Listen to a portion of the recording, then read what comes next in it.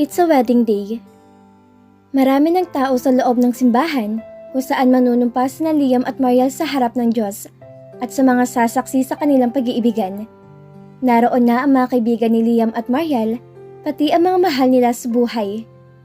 Kinuha nilang abay sa kanilang kasal ang mga single nilang kaibigan, kasama si entourage ng kasal si Michael bilang best man ng groom, si Dixon, Limwell, Colton at ang kuya Makmak ni Mariel.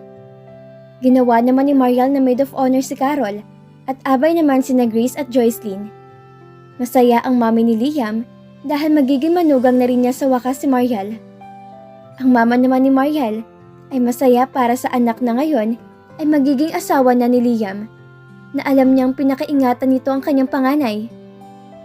Nasa harapan na si Liam ng altar at hinihintay na lang ang pagdating ng kanyang bride. Kahit na ikalawang beses na niyang maikasal, ay hindi pa rin niya makampante. Kinakabahan pa rin siya kahit na alam niyang hindi naman mag-runaway bride si Mariel. Relax, kuya. Nanginginig ka. Parating na ang bride mo kaya umayos ka na. Aning tura ni Michael sa nakatatandang kapatid. Tumingin lang sa mata ni Michael si Liam at tinapik ni Michael sa braso ang kuya niya. Mag-start na tayo? Dumating na ang bride. Pwesto na mga ninong at ninang. Ang mga abay alam niyo nang gagawin niyo ha? Yung mga batang abay, pakialalayan na lang yung mga magulang. Wikang utos ng wedding coordinator. Yung mga mami ng bride at groom, ready na po kayo? O yung pintuan ha? Dahan-dahan ibubukas. Muling wika pa ng coordinator. Samantalang sa labas ng pinto ng simbahan, ay inaayos na ang veil na suot ni Mariel. Pati ang kanyang gown, inayos din ang hawak na yung bouquet ng flowers. Ang ganda niyo, Ma'am Mariel. Bagay na bagay sa inyo yung gown. For sure, kapag nakita ka na ng groom mo, maglalaway sa'yo yon. Ang sabi ng isa sa mga tauhan ng wedding planner na kinuha nila. Ang wedding gown kasi na suot niya ay pinili ng mama niya at mami ni Liam.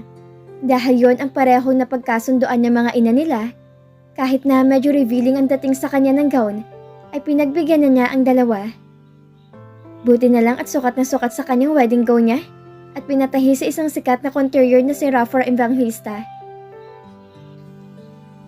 Talaga? Thanks. Medyo di lang ako komportable pero kaya rin naman diba? Aniya sa kausap. Ma'am, ready ka na? Bubuksan na namin yung pintuan. Smile ka lang habang dahan-dahan na naglalakad palapit sa groom. Pahabol pang sabi sa kanya na tinanguan niya. Pagbukas ng pinto, ay narinig ni Mariel na kinakanta ng wedding singer ang wedding song na napili nila ni Liam. Ang Beautiful in White ng Westlife. Dahan-dahan na lumakad si Mariel sa red carpet ng simbahan. Hindi niya mapigilan ang bumabalot na kasiyahan sa kanyang kalooban. Hindi niya rin napigilan ang luha niya sa pagpatak sa kanyang pisngi dahil sa lubos na kagalakan sa kanyang puso. Na makalapit na si Mariel kay Makmak upang iabot siya nito kay Liam, ay biniro pa siya ng pinsan. Iyak ka ng iyak. Yung ganda mo kanina nung pumasok ka, nabura na ng luha mo. Ang sabi nito kaya sinamaan ni Mariel ang tingin sa pinsan na mahinang tinawanan siya. Inabutan siya nito ng tissue at bago sila muling naglakad ay pinunasan na muna niya ang luha sa kanyang mata. At nang matapos siya, ay inabot niya kay Makmak ang tissue. O ayan, happy ka na? Maganda na uli ako. Nakangiti niyang sabi na inilingan lang ni Makmak. Malapit na siya sa pwesto ni Liam, natitig na titig sa kanya hanggang sa makalapit na siya sa kanyang groom. At nang iniabot na siya ni Makmak kay Liam, ay sakalang nila napansin na mesmerize ang groom sa bride. Na estatwa si Liam at hindi agad nakagalaw dahil tila tumigil ang oras para kay Liam. Nagtawanan ang mga nakasaksi sa naging akto ng lalaking ikakasal. Tinapik ni Makmak si Liam sa balikat at sinabi, "Huwag mong lolokohin ang pinsan ko. Alagaan mo siya at mahalin tulad ng pagmamahal niya sa'yo." Ngumiti at tumango si Liam kay Makmak at iniwan na nito sa kanya si Mariel. Nagkatingin na ng dalawa at parehong napangiti sa isa't isa. Naglakad sila patungong altar at inalalayan ni Liam na makaupo ang bride niya na maayos at saka siya naupo sa tabi nito. Sinimulan na ng pari ang matrimonyo ng kasal. Tinanong pa muna ang pari kung may tututol ba sa pagpapakasal nila. At sa awa naman ng Diyos, ay naging smooth ang umpisa ng kanilang kasal. Hanggang sa dumating na sa part ng exchanging vows ang groom at bride. In the name of the God, I, Leah Moran, take you Mariel Iscares to be my wife, to have and to hold from this day forward for better, for worse, for richer, for poorer, in sickness and health to love and to cherish, until we are parted by death. I promise to love you and always be your side, through all of the ups and downs. I vow to always be faithful and always be your best friend, no matter what the future might bring. This is my solemn vow. Pangako ni Liam kay Mariel. In the name of God, I'm Mariel Iscares, take you Liam Justin Moran to be my husband, to have and to hold from this day forward for better, for worse, for richer, for poorer, in sickness and in health to love and to cherish, until we are parted by death. I promise to love you and support you. Today and forever I give you my heart, my soul and my trust, no matter what our future bring. You are the love of my life, and I also promise to adore you, cherish you, and respect you for all the days of my life. This is my solemn vow. Pangako naman ni Mariel kay Liam. Nang matapos ang wedding vows, ay isinunod na ang pagsuot nila ng wedding ring. At nang marinig na ng mga dumalo sa kasal ang pag-pronounce ng pari ng, "And now I pronounce you husband and wife. You may now kiss the bride." Humarap sina Mariel at Liam sa isa't isa na malawak ang ngiti sa kanilang mga labi. Dahan-dahan na inilalapit ni Liam ang labi niya kay Mariel, pero sinunggaban ni Mariel ng halik ang labi ni Liam na ikinulong pa ang dalawang kamay niya na mukha ng groom niya. Kaya imbis na sana ay simpleng halik lang ang igagawad ni Liam kay Mariel, ay malalim na halik at matagal na palitan ng halikan ang kanilang ginawa na ikipinapalakpakan at kinatuwa ng mga taong nasa simbahan. First night after the wedding, gabi na matapos sila sa reception ng kasal. Marami kasing games idea na pinagawa ang naging host na kinuha nila para sa mga bisita na kina-enjoy naman ng lahat ng naroon, pati na rin nilang dalawang bagong kasal dahil hindi naging boring ang wedding nila para sa mga taong dumalo at nakisaya sa araw na kanilang kasal. Inihanda man ni Mariel ang sarili para sa unang gabi nila ni Liam. Ikinakabahan pa rin siya sa gagawin niyang pagpapaubaya ng sarili sa asawa. "Love, hindi ka pa ba magpapalit? Need mo ba ng tulong?" Tanong ni Liam nang paglabas nito mula sa banyo ay nakaupo na rin si Mariel sa ibabaw ng kama. Napabilis naman ang pintig ng kanyang puso nang sa paglabas ng lalaki ay nakatapis na lang to ng tuwalya sa ibabang parte ng katawan nito. Kasi hindi ko maubot yung zipper sa likod ng gown ko." Sabi na lang ni Mariel na totoo naman din. Walang pasubali ay nilapitan siya ni Liam at binuksan ang zipper ng gown niya sa kanyang likuran. Napapikit si Mariel sa sensasyong lumulukob sa pagkatao niya, lalo na nang ibaba ni Liam ang tela na nasa magkabilaan niyang balikat at dampian ng halik nito ang batok niya. Napahawak siya ng mahigpit sa laylayan ng kanyang suot na gown. Hinahayaan niya lang si Liam sa ginagawa nito sa kanya. Ibinababa ni Liam ang halik sa kanyang balikat, umakyat sa kanyang leeg ang labi ni Liam, hanggang sa masakop na ni Liam ang labi niya. Tinugunan ni Mariel ang mga halik ng asawa, hanggang sa lumalim na yon at darang na si Mariel. Hindi na niya namalaya na nahubad na niya ang suot niya, at tanging underwear na lang sa ibaba ang kanyang suot. Binuhat siya ni Liam patungong banyo na hindi bumibitaw sa halikan nila.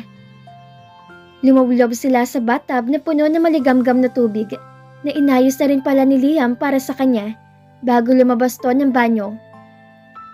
Nagkatitigan sila ni Liam at mabilis sa tinakpan ni Mariel ng braso niya ang kanyang katawan. Ngumiti si Liam, itinaas ito sa baba niya at muling hinalikan ang labi niya. Napapikit siya sa magkabilang balikat ni Liam nang bumitaw sa paghalik sa kanyang asawa at hinawakan ang masalang parte ng kanyang katawan habang nakatingin sa mga mata ni Mariel. at buong pagmamahal na inangkin ni Liam ang asawa.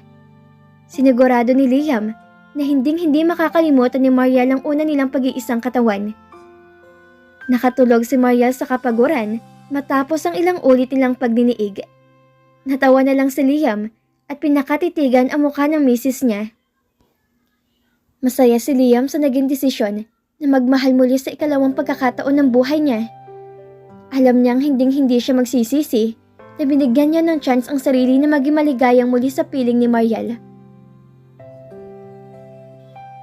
Makalipas ang higit isang taon. Congratulations, Mr. and Mrs. Moran. It's a baby boy! Masayang bati ng doktora na nag-ultrasound ng tiyan ni Mariel. Masayang-masaya na napahawak sa isang kamay si Mariel at hinalikan pa ang noo ng asawa. Thank you, Doc.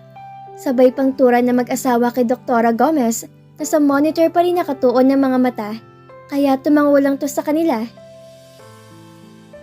Healthy naman si baby sa loob ng tummy mo, Mrs. Tuloy mo pa rin ang pag-inom ng vitamins para kay baby. At dapat healthy food pa rin ang kakainin mo. Iwasan mo ng pag-inom ng malamig na inumin, Mrs. Moran, para hindi ka mahirapan sa panganganak. Saad at bilin pa ng obligay ni Mariel. Sige po, doktora. Aning sagot ni Mariel na nakangiti pa. I'm done. Pwede ka nang tumayo, Mrs. Moran. Pakialalayan mo, Mr. Moran, si Mrs. Ani pa ng doktor sa kanila. Balik ka rito after a month, Mrs. Moran, para sa maternal whooping cough vaccination mo. Bili ng doktora kay Mariel bago sila palabasin nito sa silid. Masayang lumabas na ng ospital sina Mariel at Liam pagkatapos ng check-up ni Mariel sa pinagbubuntis nito. 4 na buwan na ring mahigit na buntis si Mariel at maglilimang buwan na kaya silang nagpasyang alamin ang kasarian na magiging anak nila. Dahil yun ang suhestyon sa kanila noon ng mama ni Mariel para sigurado raw na makikita ang tunay na kasarian ng baby na nasa loob ng tiyan ng anak. May ilang araw raw kasing buntis sa maaga nagpapa-ultrasound pero hindi makita agad ang gender ng baby dahil sa natatakpan o nakatago pa kaya umuulit ang pag-ultrasound. Na dati itinatanong ni Mariel sa OB-GYN nga at nabatid niyang tama ang mama niya. Pagkasakay nila sa sakyan ni Liam ay nag-usap sila habang nasa biyahe. Ihahatid pa ni Liam si Mariel pabalik ng eskwelahan kung saan nagtuturo pa rin ng asawa. Love, baka pwede na tumigil ka na muna sa pagtuturo at mag-focus ka na muna sa amin na magiging baby natin. Saad ni Liam habang nagmamaneho. Love, ilang beses na nating napag-usapan to, diba? Ang sabi naman ni Doc, healthy si baby. Wala naman din problema sa pagbubuntis ko. Hindi naman nakakapagod na magturo. Marami na akong co-teacher na manganganak na nga lang, nagtuturo pa rin.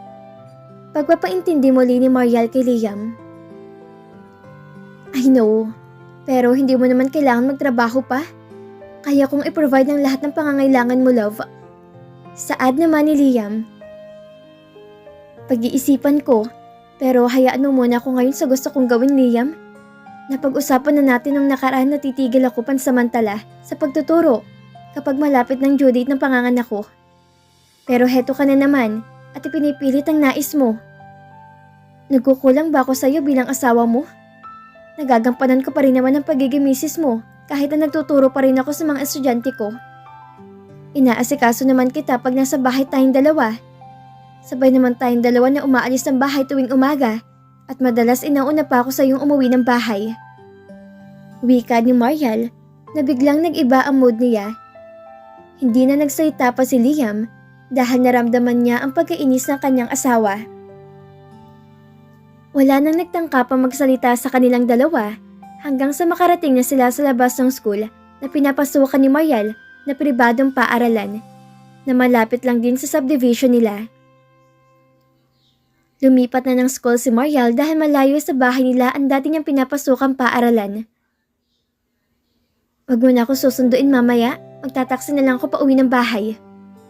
Wika ni Mariel na badnaag pa rin sa mukha nito ang pagka-imberna kay Liam bago to lumabas ang kotse nito. No, maaga kong aalis ng opisina ngayon dahil wala din naman akong importanteng gagawin sa kumpanya. Maghihintay ako rito sa labas hanggang sa maglabasan ng mga estudyante mo, love. Saad ni Liam na kinaikot ng mata ni Mariel. Sorry na. Susunduin pa rin kita mamaya kahit nagalit ka sa akin, love. I love you, love. Ingat kayo ni Baby Dylan. Bye-bye. Ani pang tura ni Liam na kinangiti na ni Mariel dahil sa binanggit nitong pangalan ng baby nila. Napagkasunduan niya kasi nila magiging pangalan ng anak nila. Kapag lalaki ay Dylan at kung babae naman ay Layla. Natuwa niya si Mariel dahil naalala yun ni Liam kaya humupa na rin ang inis niya sa asawa. Kaya bago papaandarin ni Liam ang kotse nito ay nakangiti na siyang kumaway at nag-flying kiss kay Liam. Napailing na lang ng ulo niya si Liam sa inakto ng asawa. Pero masaya siya na nagkaayos rin sila agad ni Mariel. Mula na magbuntis si Mariel, ay pabago-bago na to ng ugali. Nabasa naman niya sa libro na may mga nagbubuntis talaga na nagiging moody at mabilis na mairita. Kaya kahit na napipikon din siya minsan kay Mariel, inuunawa niya to at pilit na pinapalawak ang pasensya. Ganun niya kamahal ang asawa. Ang sabi ng iba, kaya raw ganoon sa kanya si Mariel ay dahil siyang pinaglilihian nito. Nang marinig niya yon, inatuwa naman siya pero minsan ay naiisip niya na sana hindi na lang dahil ilang linggo na siyang pinapahirapan ni Mariel, lalo na sa madaling araw. Kung kailan kasarapan ng tulog niya, ay gigisingin siya ng asawa para lang magpabilis sa kanya na maisipan nitong kainin na hindi niya alam kung may mabibili pa siya sa gusto nitong sa alanganing oras dahil madaling araw pa lang. Minsan pa ay bigla na lamang din siyang kinakagat ni Mariel. At kung minsan rin, ay ayaw siya nito makatabi dahil nababahuan raw to sa kanya. Nasanay na siyang palaging katabi matulog si Mariel, kaya noong unang buwan na pagbubuntis ng asawa niya, ay talagang hirap na hirap siya. Mabuti na lang at kasama nila sa bahay ang kanyang mami na laging gumagabay sa pagsasama nilang dalawa ni Mariel. Kahit na alam niyang palaging pinapaboran ng ina niya ang asawa niya kaysa sa kanya. Naranasan rin naman niya noon ng pag-aalaga sa asawang buntis kay Almira. Pero magkaibang pagbubuntis ng dalawa. Hindi siya noon pinaghirapan ni Almira nung nagbuntis to. Tanging pagbili lang ng gusto nitong kainin ang nadanas niya at sa kanya ipapakain ni Almira ang pinabiling pagkain na pinaghalo-halo nito. Alam ni Liam na hindi tamang pinagkumpara niyang dalawang babae. Pero hindi niya taga maiwasan dahil sa naaalala niya. Kaya gusto niyang manatili na lang sa bahay ni Mariel dahil natatakot siyang baka may masamang mayari sa asawa. Hindi niya rin kasi masabi kay Mariel ang nararamdaman niyang pag-aalala sa tuwing wala siya sa tabi nito at alam niyang nasa labas ng bahay nila si Mariel o kahit pa nasa school lang din ang misis niya ay nangangamba pa rin siya talaga para sa mag-ina niya.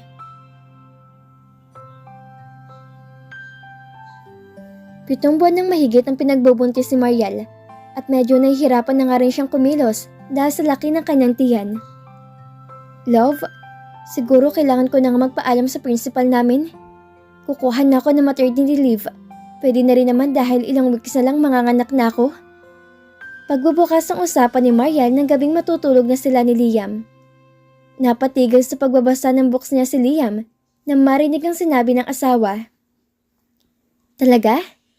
At binitawan ng binabasang libro. Medyo nahihirapan na kasi akong gumalaw o kumilos. Inaantok rin ako sa loob ng classroom. Lately kasi nahihirapan ako makatulog sa gabi. Kaya pagdating ng tanghali sobrang inaantok na ako. Gusto ko nang hilahin ng oras para makauwi agad ako ng bahay. Paliwanag ni Mariel kay Liam. Hay, salamat naman at nakapagdesisyon ka na. Alam kong mahal mong pagtuturo.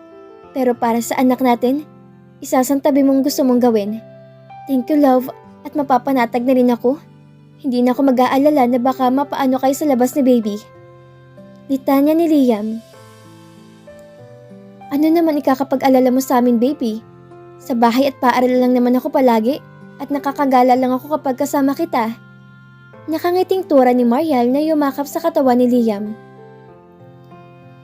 Sure ka na ba sa desisyon mo? Tanong ni Liam na hinawakan ng tiyan ng asawa. Oo, gusto ko nga sana na mag-resign na. Kaso nangihinayang naman ako, kaya naisip ko na mag-maternity leave na lang ako.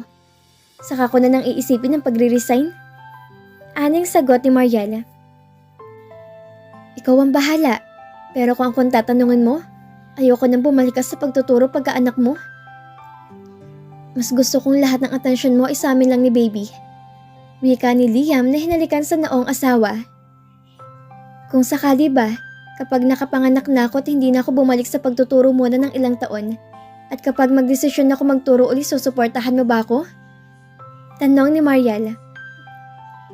Gusto mo ipagpatayo pa kita ng sarili mong school eh. Sagot agad ni Liam. Wow, ang rich talaga ng asawa ko. Sarkastikong saad ni Mariel na kinahalakhak ni Liam. Napag-usapan na kasi nila ang bagay na yun noon at inayawan naman ni Mariel. Matulog na tayo, hindi ka pwedeng mapuyat. Wika ni Liam na dinampian ng halik sa labi si Mariel at umayos na ng higa. Good night, love. Saad ni Mariel na hinalikan muna sa pisngi si Liam at umayos na rin ng higa. At dito na po nagtatapos ang kabanata ng ating kwento. At sana'y muli niyo po akong samahan sa mga susunod pang kabanata na ibabahagi ko sa inyo. Maraming salamat po at ingat po tayong lahat.